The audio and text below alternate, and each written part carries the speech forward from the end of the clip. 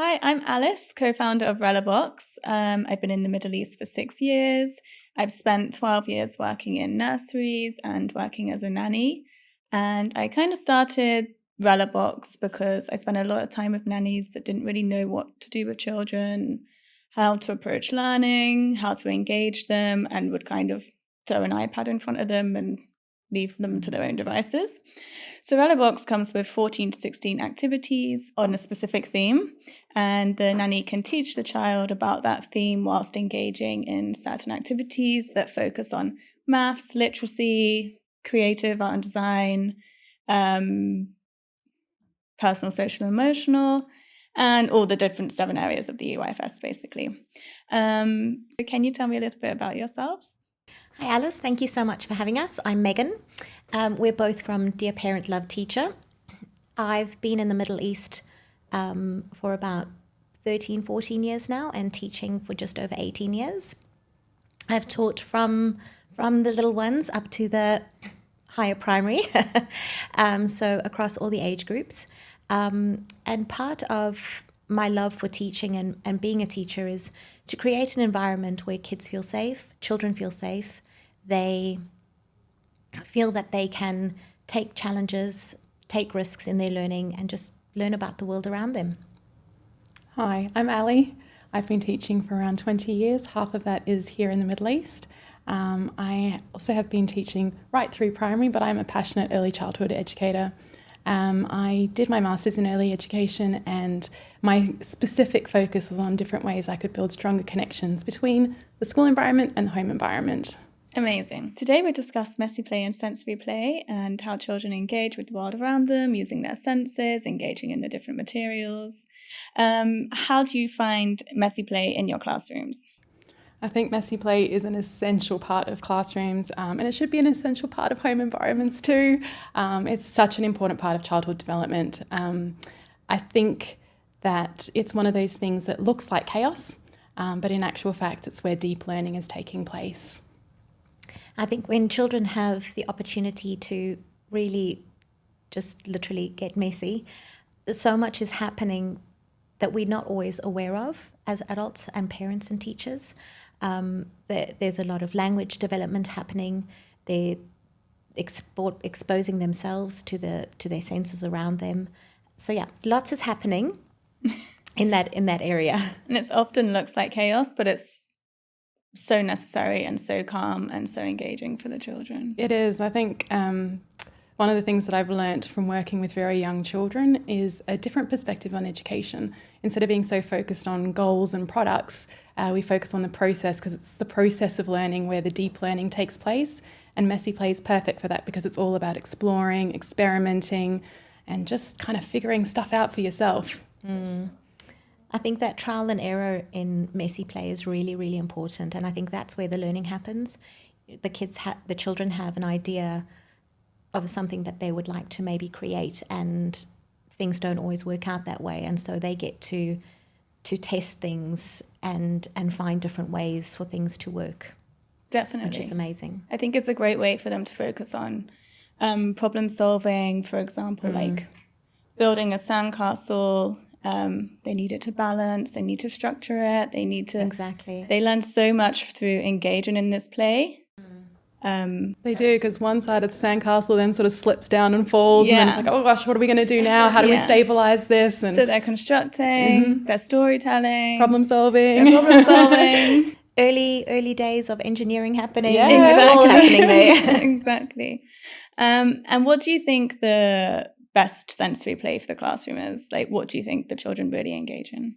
I think children really engage in anything that they can really get their hands into. Like, I think children are tactile. They want to be hands-on. They want to experience the world with their bodies, not just cognitively through their minds, you know? So I think when we let them get stuck into things, I think that's when the learning happens. So it doesn't matter if it's rice, it doesn't matter if it's Play-Doh, it doesn't matter if it's mud. It's just about actually feeling it, figuring it out, being hands-on.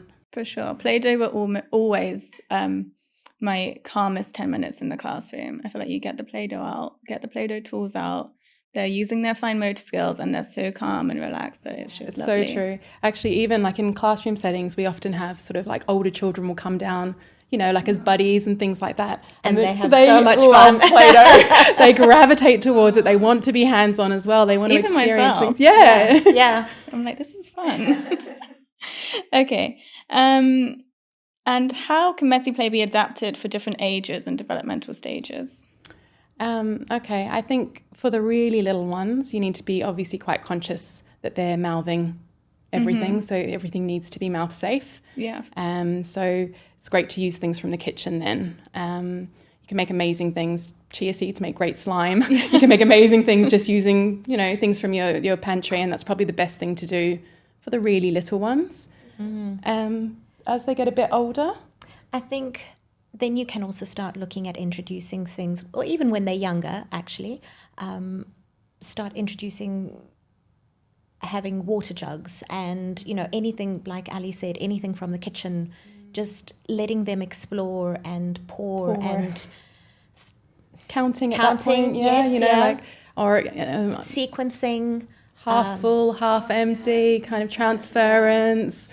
And stories often develop too, so their language development is growing, and I think just letting them play and lead is always so important during messy play. I think for children that are a bit older again, or need that bit of extension, you can do other things like, comparisons between things, like if we filled this up, would it be the same as this? What about if we got something that was long and thin? Would that be the same as something that was short and wide? And we can start looking at visual comparisons, or if we're mixing paints, for example, it's not just about making, oh, wow, new color, but can you actually figure out how to make this exact shade of this color and kind of, I guess have the conversation to extend the play. And then adding things to it, so adding texture to it, adding sand to it, glitter to it. Also, sand in paint is amazing. Yeah, so good. Salt in paint. Yeah, dries so nicely, because then even when the painting's dry, it still feels great, doesn't it? Yeah. And then with older kids too, with older children too, patternings, creating patterns, extending patterns, that sort of thing happens, especially with older children, which is great for their learning. It's hands-on. It gives them a sense of the world around them. Which is so important. And then when they do get into the primary years of school, things aren't so new and unfamiliar. They'll see patterns, or they'll see, measurement in maths, or they'll be doing a science experiment, and they've got a foundational knowledge of these things through their play already. Yeah, definitely. I think even as they're younger, you like introducing different themes and topics like sea animals and safari animals, like they just pick up so much. Language-wise, storytelling-wise, I just find it so engaging. I think you're absolutely right. If we could all retain the wonder of childhood into our adult years, it would be amazing. Like, they're fascinated by everything in the world around them. They are. And I think especially as children get older and move up in the primary years, it's important as teachers. Maths, the way we teach maths, for example, has changed. It's meant to be real life. It's not meant to be textbook. So if they're coming into school having an understanding of the world around them, it really helps their learning and the way they view things, not just in specific abstract. Little boxes. Yeah, it's not abstract. And do you think messy play can be done at home indoors without it being overwhelming? Absolutely. But definitely something to talk about, especially here in the Middle East where you get those long, hot summers. Yes. I actually learned a really great tip from one of the ladies that I worked with, and she said, buy a shower curtain. A shower curtain is amazing. Put it down on the floor. It's cheap. It's easy. You can toss it into the machine when you need to wash it. But also it's great. It catches all of the bits and bobs, but it's very easy to pack away. So that was a great tip. I think that's... I've used that in the classroom, not just it's not just a home thing. But yeah, also like using like boxes and things, like if you've got like Tupperware boxes and things, if you get something that's a decent size, I mean, that's perfect to pour some rice into. That's perfect to, put some sand into, and it sort of contains the play to a specific area. Or if you have a shallow sort of trough type tray or something to fill with water.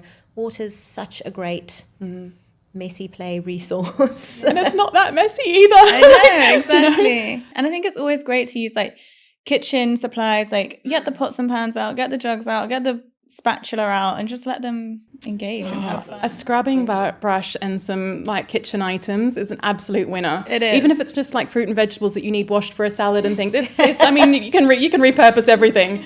You can get half your dinner Yeah. prepped. A colleague of mine was actually just saying the other day that his little one, she adores taking the washing in, because she likes to sort everything, like here are the trousers, here are the socks, and That's she so just sweet. yeah, and he's like, it's actually helpful for me too. It's a win-win. Definitely.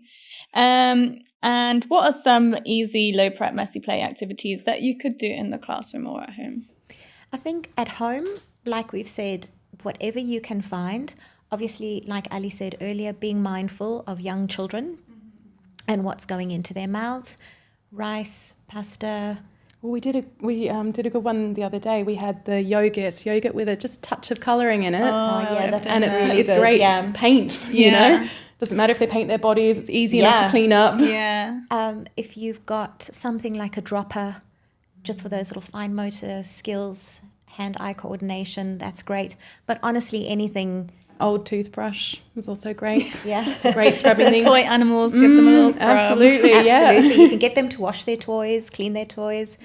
Shaving foam's a good one. Yeah, shaving foam's great. And really, there are such easy recipes to make things if you wanted to be a bit more creative and make some Play-Doh and that sort of thing, or get some Play-Doh and just add some texture to it, add some rice to it, add some glitter to it, or some scent to it. Exactly. And then all of a sudden you've got a toy that you've repurposed and it has a whole new life then, doesn't it? It does. Could you tell us a little bit more about Rehla Box and maybe how the Rehla Box would help with these kind of messy play? Definitely. So in the Rehla Box, we have a whole sense of range of messy play. We have Play-Doh, we have water beads, we have sand, we have moon sand. Water beads are great. They are. They're really great. And children will sit there for ages and just mix and stir, and they love I it. have seen adults sitting there for ages just touching. They're great. But we really try and bring into each box at least 2 or 3 sensory activities, just because I think there's so many ways of learning through these activities. And sometimes we'll say, can we use the tweezers to pull things out? Or can you make a story about the lion in the sand tray? And it's just so engaging for children. And they don't have to follow the specific guidelines, but they can go at their own will. They can make up their own stories. They can do what they find interesting. They can use spoons and mix and pour colors into it. And it's absolutely fine. They're just learning and playing throughout the process. Lovely. That's awesome. So it was so great having you guys. Thank you so much for your time. And yeah, thank you for telling people about the wonders of messy play. Thanks so much for Thanks having for us. having us.